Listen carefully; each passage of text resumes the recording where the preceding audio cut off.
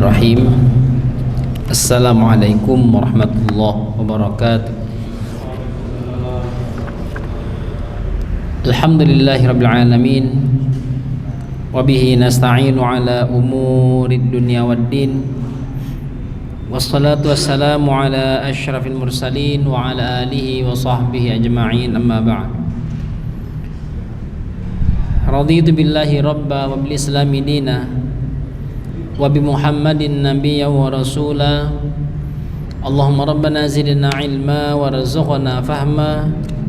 Allahumma arinal haqqa haqqan warzuqna ittiba'ah wa arinal batila batilan warzuqna ijtinabah waj'alna mimman yastami'una alqawla fayattabi'una ahsanah wa adkhilna bi rahmatika fi ibadika shalihin. Alhamdulillah, Bapak Ibu, rekan-rekan yang dirahmati Allah, mari kita kembali bersyukur pada Allah atas segala limpahan nikmat dan kasih sayang yang Allah curahkan kepada kita. Alhamdulillah, di tempat yang mulia ini bersama orang yang mulia dengan agenda yang mulia, kita dihimpun di tempat ini, dan semoga Allah rahmati kita kemuliaan hingga bertemu Allah Subhanahu wa taala. Selanjutnya kita bersyukur pada Allah, kita dimudahkan untuk melaksanakan perintah yang besar dalam Islam, dan semoga Allah menerima amal yang kita kerjakan.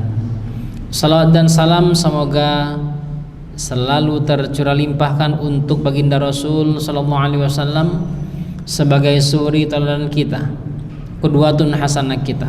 Mudah-mudahan kita yang hadir pada kesempatan ini dimudahkan Allah, dibimbing Allah untuk terus berupaya menjadikan Rasulullah sallallahu alaihi wasallam sebenar-benar tauladan kita, dan sunnah-sunnahnya menjadi tuntunan dalam kehidupan kita. Mudah-mudahan kelak nama-nama kita dan orang-orang yang kita cintai mendapat syafaat dari Rasulullah sallallahu alaihi wasallam. Bapak Ibu yang dirahmati Allah Subhanahu wa taala, mengawali kajian malam hari ini sama-sama kita membaca Al-Basmalah. Bismillahirrahmanirrahim. Tema diskusi kita pada malam hari ini adalah penyembelihan sesuai syariat. Tapi sebelum saya masuk pada materi, mohon izin saya berikan dulu jawaban kepada jamaah yang bertanya ini melalui IG Masjid Alaman Sidoarum. Pertanyaan seputar masalah talak 3.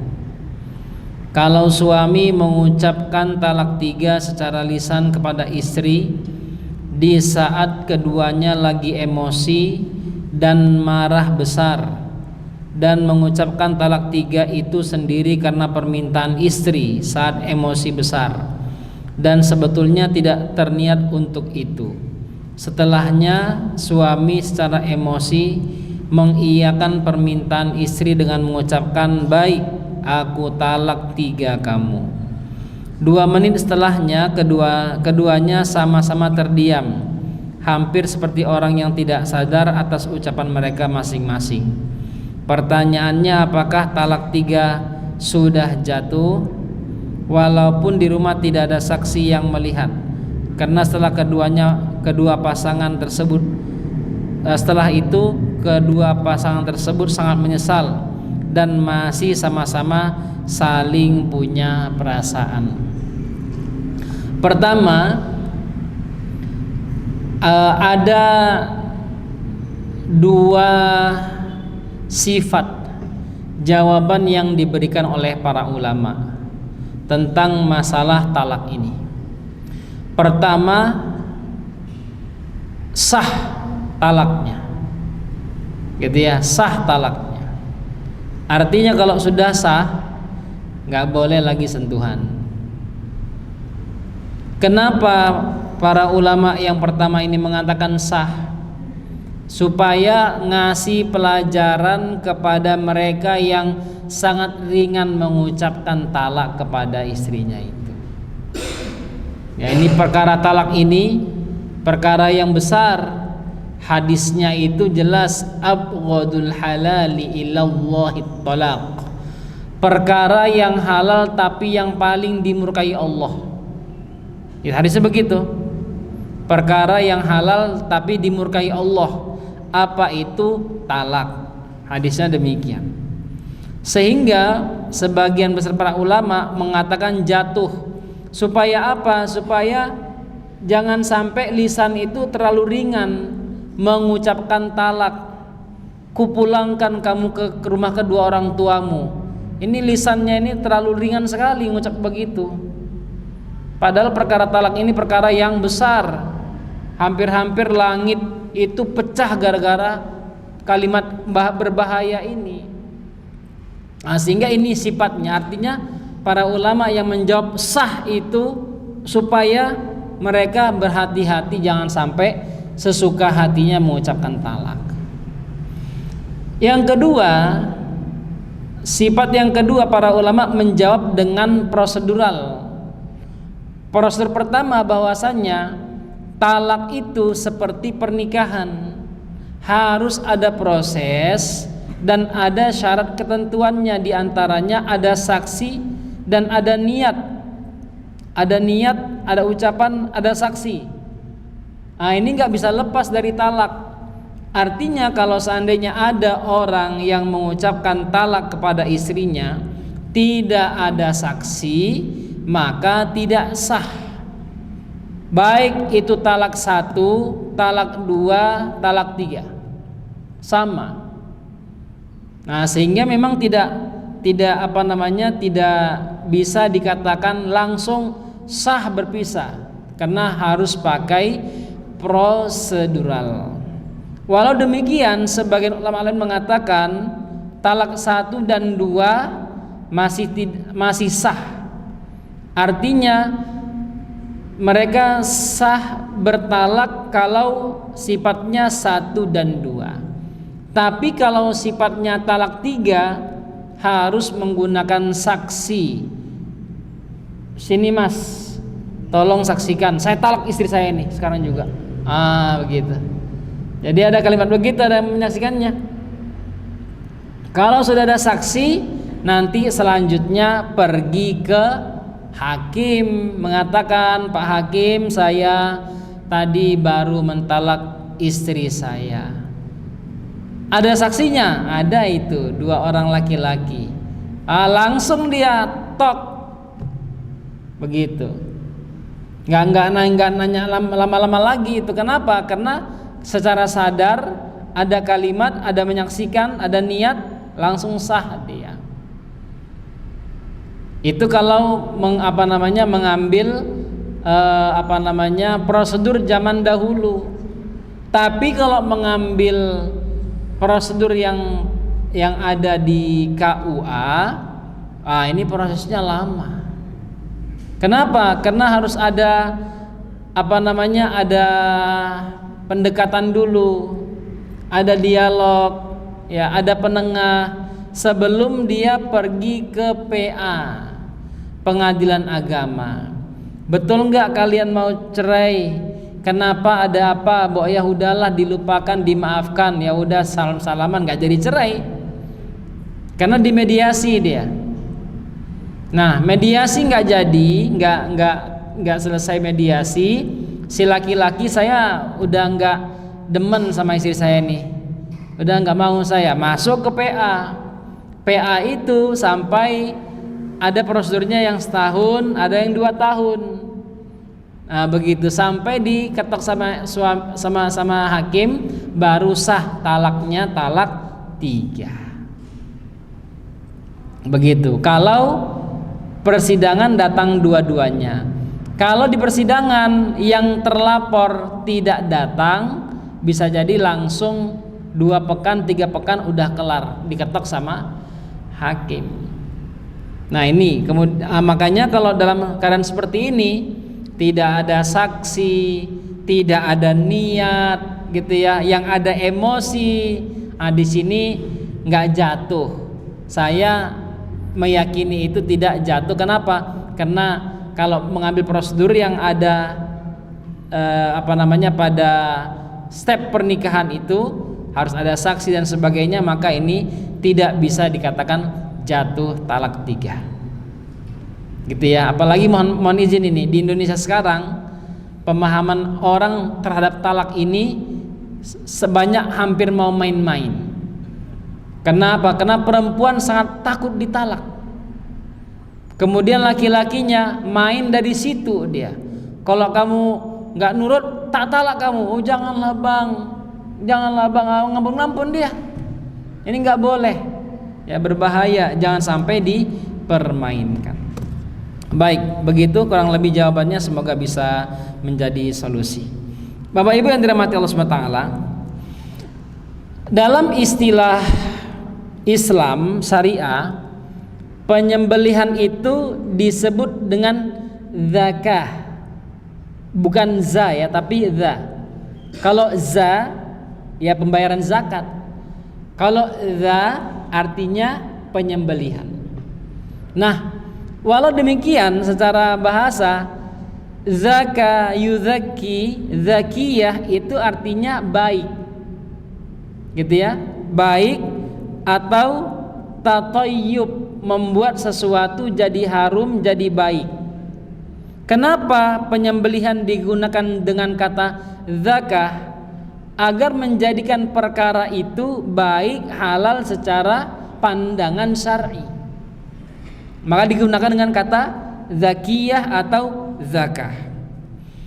Ada yang menyebut bahwa kata zakah bermakna tatmim, yaitu menyempurnakan. Ketika seorang menyembelih, mentazki, maka dia harus menyempurnakannya, nggak boleh ngasal. Penyembelihan itu harus dilakukan dengan sempurna, dengan baik.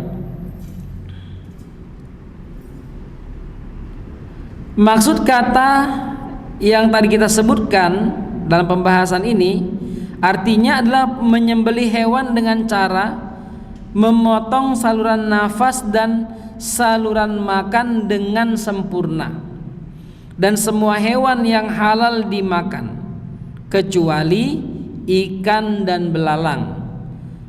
Tidak boleh dikonsumsi kecuali disembelih terlebih dahulu. Ya, artinya hewan-hewan tersebut yang memang harus disembelih, maka harus disembelih dengan menggunakan kata tazkiyah atau zakah tersebut. Ada beberapa poin yang harus dilakukan oleh mereka yang menyembelih hewan agar hewannya menjadi halalan thayyibah. Kalau kita berbicara prinsip syar'i, ini mohon diperhatikan, bukan hanya sekedar mentarget penyembelihan yang baik, tapi juga menjadikan kualitas daging dari hewan yang disembelih menjadi lebih baik. Nah, ini dia, menjadi lebih baik, sehingga tidak ada jalan lain untuk menjadikan hewan sembelihan itu selain halalan dan thayyibah, dan juga dia sangat layak untuk dikonsumsi. Makanya nanti kalau kita kembangkan sampai pada tahap setelah disembelih itu diletak di mana dan sebagainya, itu juga menjadi pembahasan.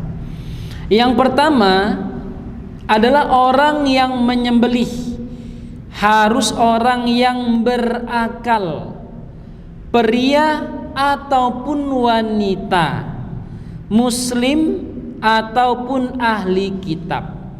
Jika syarat ini tidak dipenuhi, seperti orang yang bersangkutan menyembelih dalam keadaan mabok, gila, atau yang menyembelih anak kecil yang belum mumayyiz, yang belum bisa membedakan antara yang baik, yang saru atau yang tidak saru, maka sembelihannya tidak halal secara syariat Islam, termasuk sembelihan orang musyrik, zindik dan murtad juga tidak halal. Nah, di sini kita mau perhatikan, bukan hanya pria saja yang boleh menyembelih, perempuan juga boleh menyembelih. Bukan hanya orang muslim yang diterima sembelihannya, juga ahli kitab. Kita bicara ahli kitab, maka menyentuh semua agama yang diturunkan kepada mereka, kitab Taurat, Zabur, Injil. Ini ya, Taurat, Zabur, Injil. Selain ini tidak dikatakan ahlul kitab. Terus bagaimana hukumnya sembelihan ahli kitab? Mohon diperhatikan, ini ayatnya jelas ada dalam surah Al-Maidah ayat 5 dan Al-An'am 121. Sehingga jangan sampai nanti kita setelah mendengar ini melakukan hal yang sama sebelum mendengar ayat ini. Allah berfirman, dan janganlah kalian memakan dari apa yaitu daging hewan yang ketika disembelih tidak disebut nama Allah. Perbuatan itu benar-benar suatu kefasikan.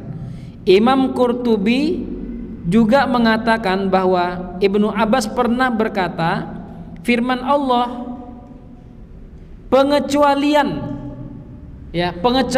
dari ayat tersebut adalah makanan ahli kitab itu halal untuk kalian dan makanan kalian halal untuk mereka. Surah Al-Maidah ayat 5. Maksudnya adalah sembelihan orang Yahudi dan Nasrani. Walaupun pada saat menyembelih orang Nasrani mengatakan dengan nama Al-Masih dan orang Yahudi mengatakan dengan nama Uzair. Mereka ini umat beragama. Atau berkata, makanlah sembelihan orang Nasrani walaupun mereka mengatakan dengan nama Al-Masih, karena Allah telah membolehkan memakan hasil sembelihan mereka, padahal Allah mengetahui apa yang mereka ucapkan saat menyembelih. Nah, ini ya di sini. Jadi kalau misalnya kita punya saudara, punya tetangga yang non muslim, artinya yang kitabnya Injil, Taurat, Zabur itu, lalu ngasih kita sapi panggang, ya ini sapi beneran loh ya, bukan sapi pendek ya, ini sapi beneran. Pak Arfi, ini saya baru nyembelih sapi, tak panggang, mohon diterima. Ini harus diterima, boleh dimakan. Itu kalau kita misalnya nggak mau makan, nggak apa-apa, terima dulu. Masalah dimakan nggak dimakan belakangan, penting terima dulu. Kenapa? Karena Allah sudah tekankan makanan mereka halal untuk kita dan makanan kita halal untuk mereka.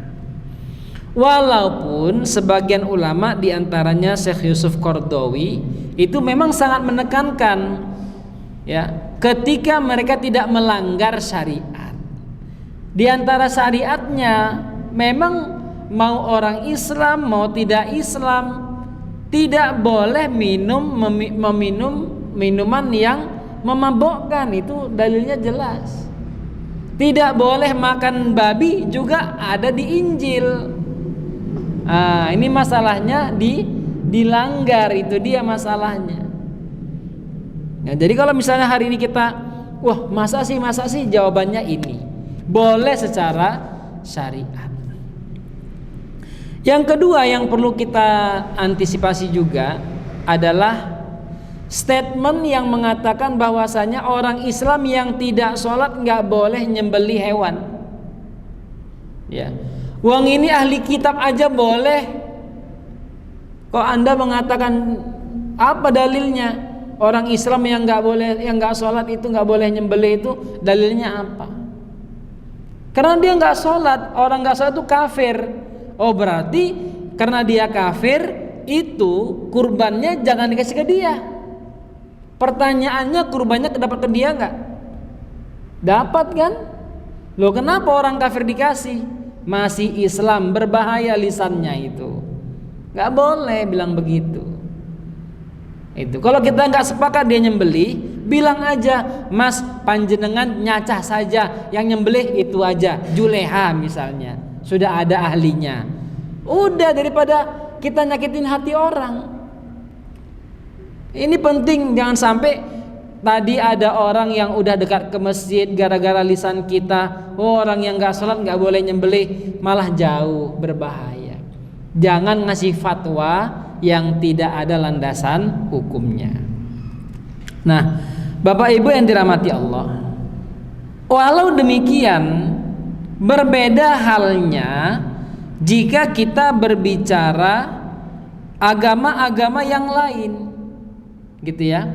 Di antaranya adalah sembelihan Majusi dan Sobiah. Para ulama berbeda pendapat mengenai sembelihan orang Majusi dan orang Sobiah sesuai cara pandang mereka terhadap asal usul agama mereka. Ada yang berpendapat bahwa pada awalnya mereka juga diberikan kitab suci samawi tetapi kemudian dihapus. Ini adalah pendapat Imam Ali radhiyallahu anhu, dan ada yang berpendapat bahwa mereka musyrik. Karena musyrik tidak boleh dimakan makanannya atau sembelihannya. Yang berpendapat bahwa mereka dulu diberikan kitab suci mengatakan bahwa sembelihan mereka halal. Mereka masuk dalam firman Allah, makanan orang-orang yang diberi kitab suci itu halal untuk kalian dan makanan kalian halal untuk mereka. Rasulullah Shallallahu Alaihi Wasallam pernah bersabda menegaskan, sunnu bihim sunnata ahlil kitab, perlakukanlah mereka seperti ahli kitab, ya, artinya seperti orang Yahudi dan Nasrani. Mengenai orang Majusi, Ibnu Hazm mengatakan orang Majusi adalah ahli kitab, maka perlakukan terhadap mereka sama seperti terhadap ahli kitab. Pendapat yang senada juga dikemukakan oleh Abu Thawr dan para ulama Zahiriyah.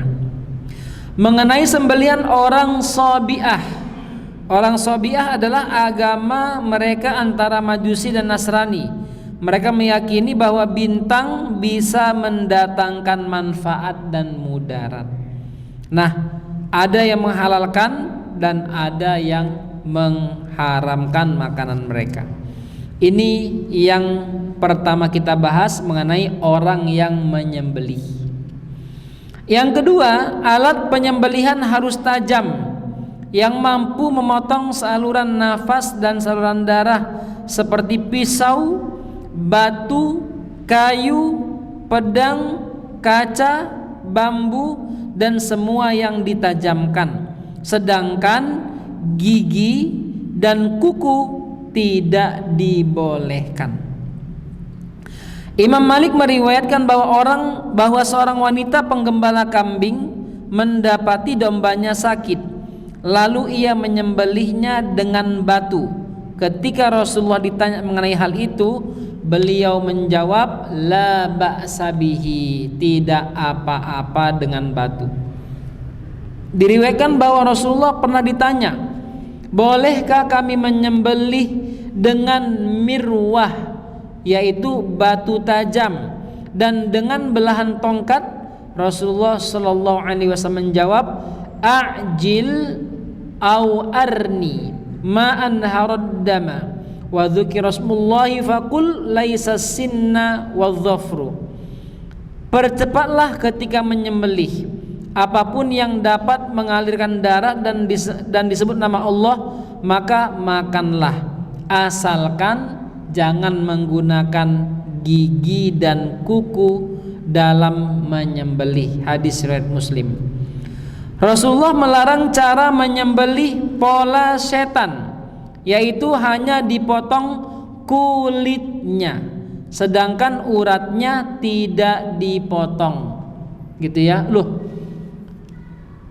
kok bisa kulitnya dipotong? Iya, berharap darahnya itu ngalir tapi nggak total.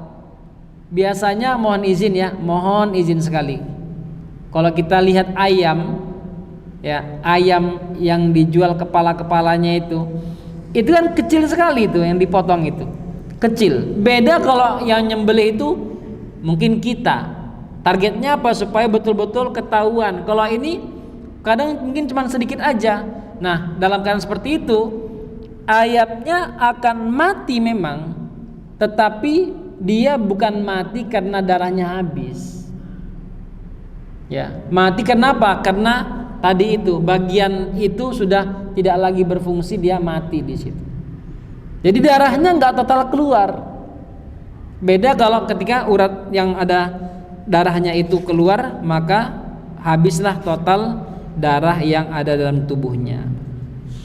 Nah, di sini harus diperhatikan. Nah, apa itu pola setan? Yaitu hanya dipotong kulitnya, sedangkan uratnya tidak dipotong, lalu dibiarkan hingga mati. Ya, dia sempoyongan, habis itu lemas-lemas mati dia.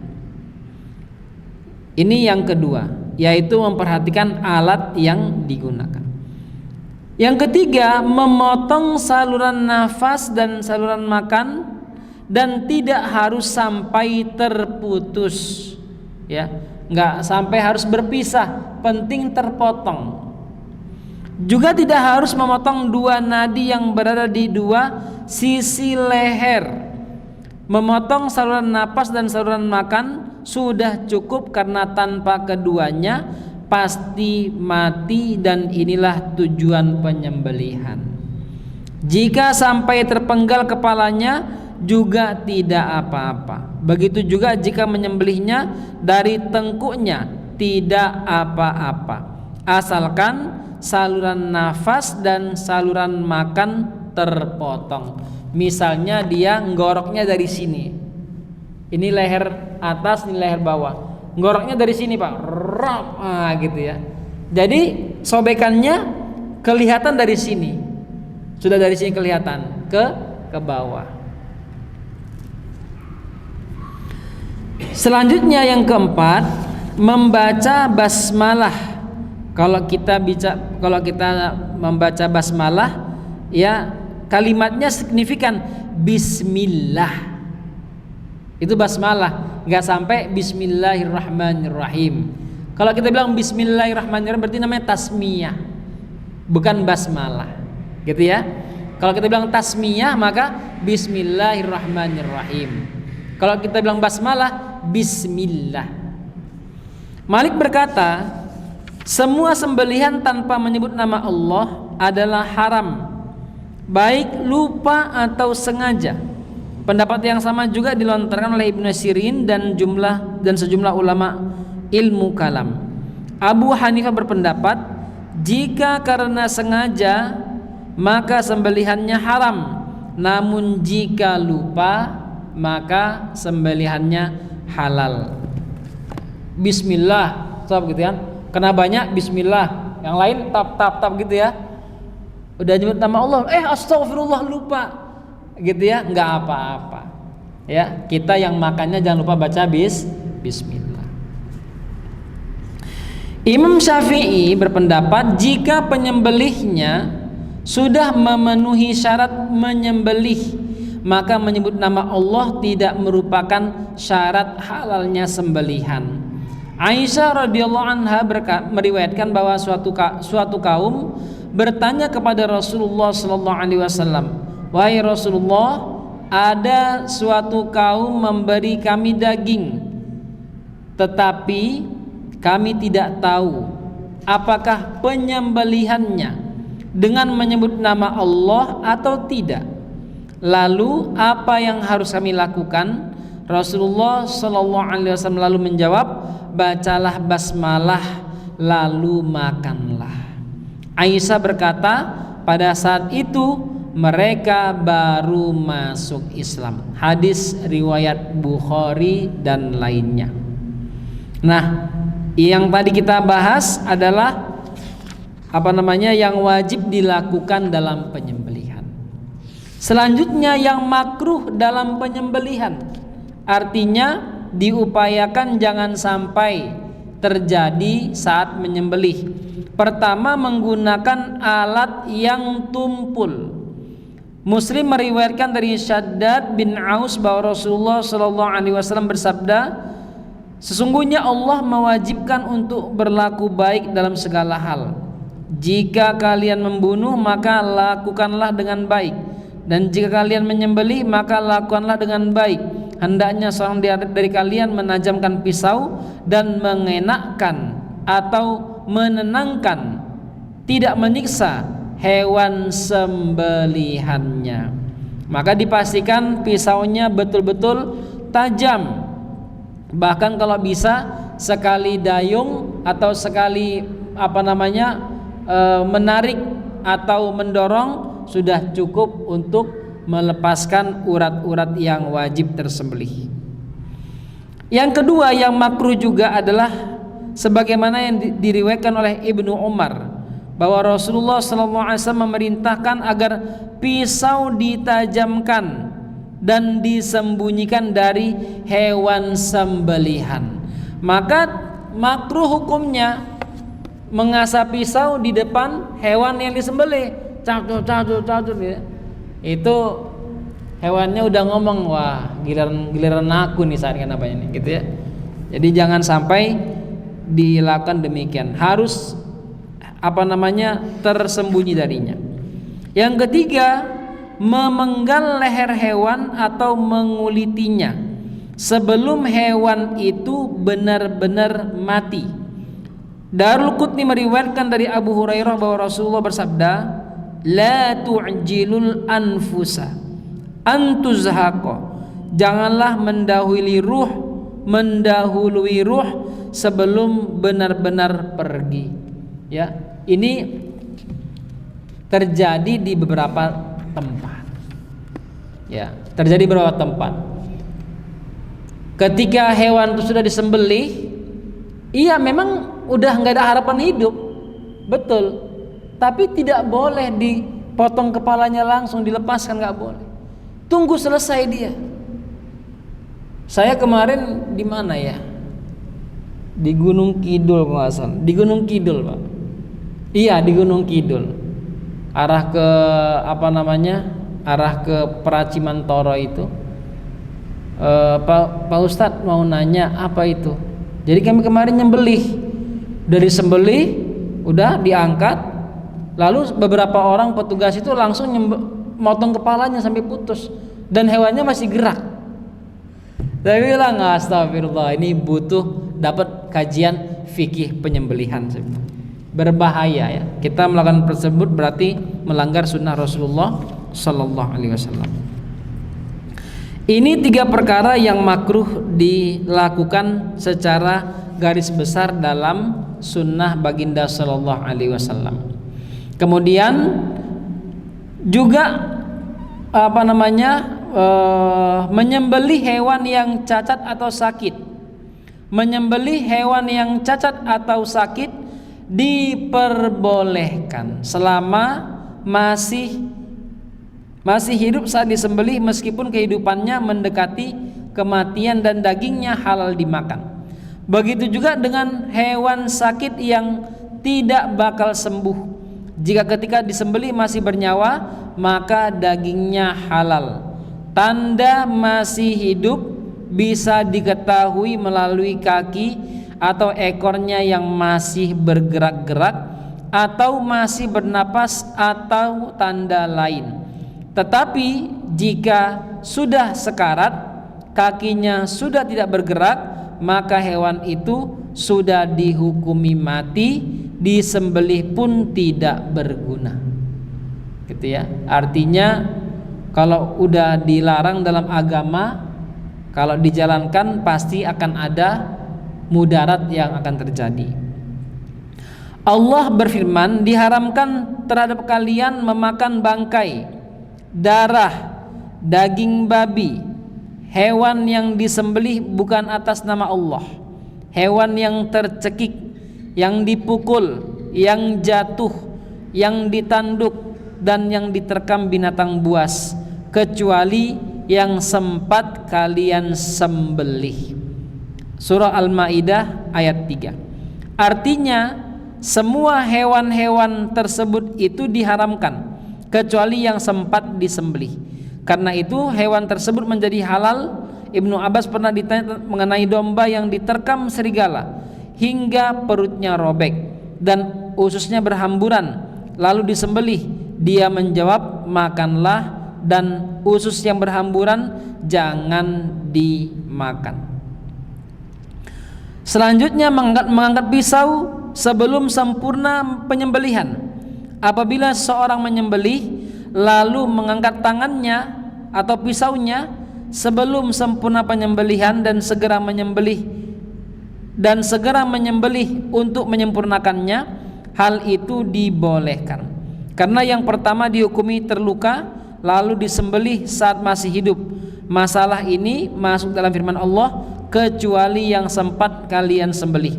Terkadang ada beberapa penyembelih itu ya qadarullah mungkin lagi lagi susah gitu ya, pas disembelih ternyata belum keputus uratnya. Nah, ketika diangkat pisaunya, dicek, maka dilanjut putuskan uratnya dan sampai dipastikan sudah selesai. Nah, dalam hal ini tidak ada masalah. Jadi kalau kita setelah diangkat kita pergi, ternyata Pak belum selesai, kayaknya masih belum kena, kita lanjutkan, tidak ada masalah. Bapak Ibu yang dirahmati Allah, sebelum saya lanjut mungkin ada pertanyaan, silakan. Dalam tema, silakan.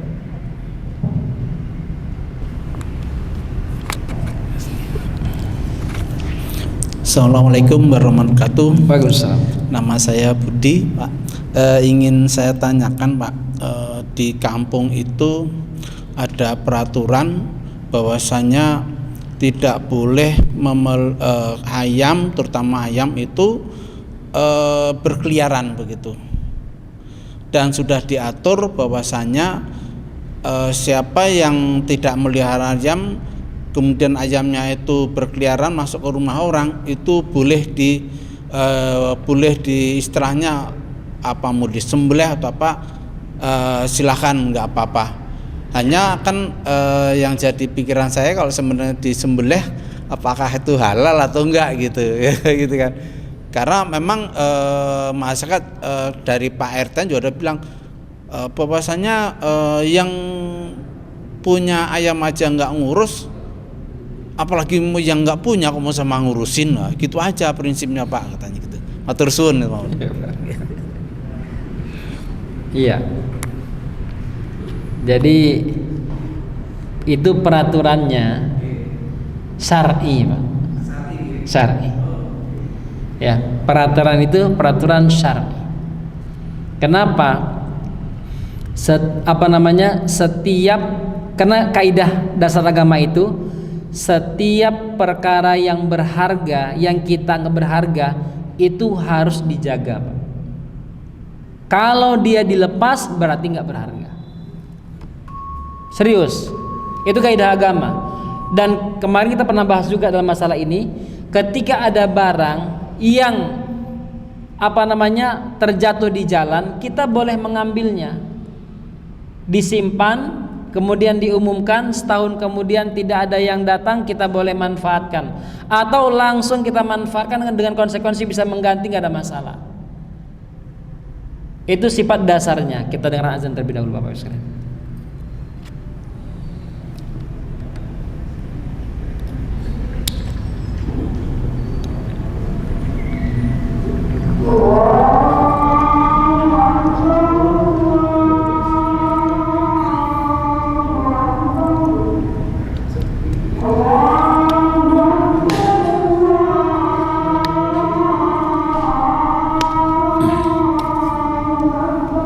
Allah.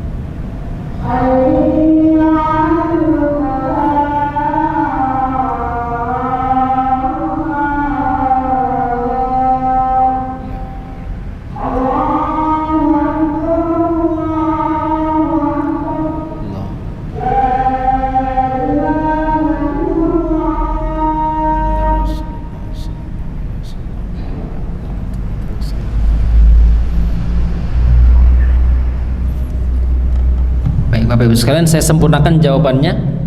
Jadi dalam fikih itu Rasulullah SAW pernah menyampaikan bahwa setiap ranting pohon yang menjorok ke rumah tetangga, kalau itu ada buahnya halal dimakan. Ranting pohon yang menjorok ke jalan, maka kalau ada buahnya itu halal dimakan. Artinya apa? Berarti dia pertama menyengaja itu diberikan ke orang lain. Yang kedua, dia tidak menjaga hartanya dia. Kalau dia dia kandangkan, dia potong, lalu ada orang yang ngambil, maka yang ngambil maling, Pak. Yang ngambil maling. Tapi kalau dia menjorok ke jalan, diambil, dibilang maling, nah ini bisa diperkarakan, Pak. Gitu. Kenapa? Karena menjorok ke jalan. Setiap barang berharga yang dijaga lalu diambil namanya maling, dicuri. Tapi barang yang terlepas, orang yang mengambilnya tidak bisa dikatakan maling.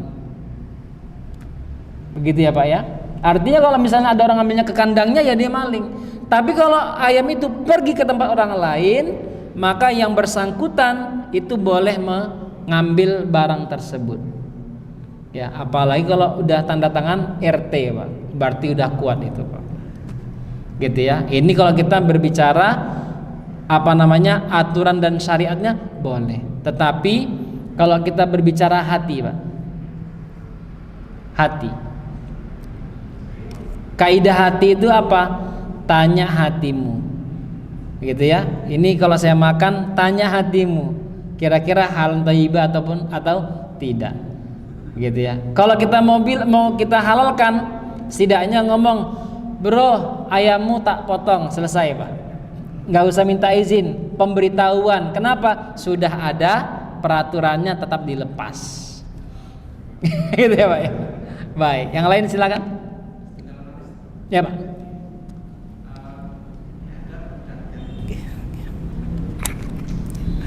Ada pedagang ayam yang jual ini non muslim, kemudian tapi kan kita tidak melihat cara nyembelihnya. Apakah kita juga boleh beli di situ gitu, Ustaz? Terusun.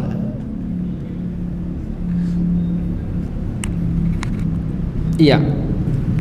Nah, tadi kalau kita merujuk pada pembahasan kita, pedagang yang non muslim ini kitabnya apa? Injil, Taurat, Zabur. Maka dia ahlul kitab. Gitu ya. Kalau kita tahu, kalau dia tergolong dari agama-agama ini yang kitabnya Taurat, Zabur, Injil, maka tindakan kita yang kedua adalah jangan lupa makannya dengan membaca Al-Basmalah. Begitu. Ini yang pertama. Yang kedua, kalau kita ragu, wah saya ragu belinya, nggak usah diteruskan. Karena memang kaidah agama kita itu kan da'ma yuribuka ila ma la yuribuka. Tinggalkan perkara yang membuatmu ragu, pada yang membuatmu yakin. Nah, sehingga di sini kita harus juga antisipasi. Kecuali dia pedagang satu-satunya. Gitu ya. Mohon izin. Saya pernah tahun 2012 setelah pulang dari masjid menuju asrama, menuju kos, saya lihat anak-anak berjilbab, anak-anak mungkin masih Iwin, belanja di satu tempat. Ibu yang menjual nggak pakai jilbab. Saya biasalah ibu-ibu ya, gitu kan. Tapi yang membuat saya kaget pas saya lewat, saya melihat kalung yang tersembunyi di lehernya salib. Baru setelah saya lihat salib, saya berhenti sebentar. Setelah mereka beli, saya bilang, "Mbak, tadi beli di situ, kenal yang beli?" "Oh enggak, Pak." "Oh iya, cuman info saja," saya bilang. "Yang jual non muslim." Langsung disodakohin, Pak.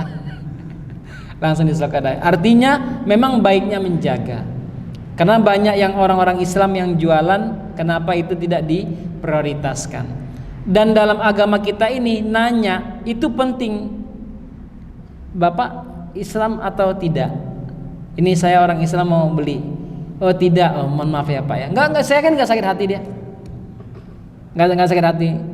Ya kecuali kalau misalnya jualannya yang udah kebungkus seperti orang-orang lain, ya itu enggak pengecualian.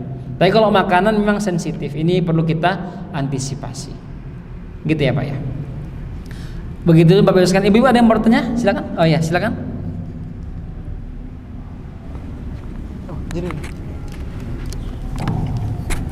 Assalamualaikum warahmatullahi wabarakatuh. Waalaikumsalam. Pada saat kita berada di kemarin ke Cina, saya makan ayam yang di sini itu halal.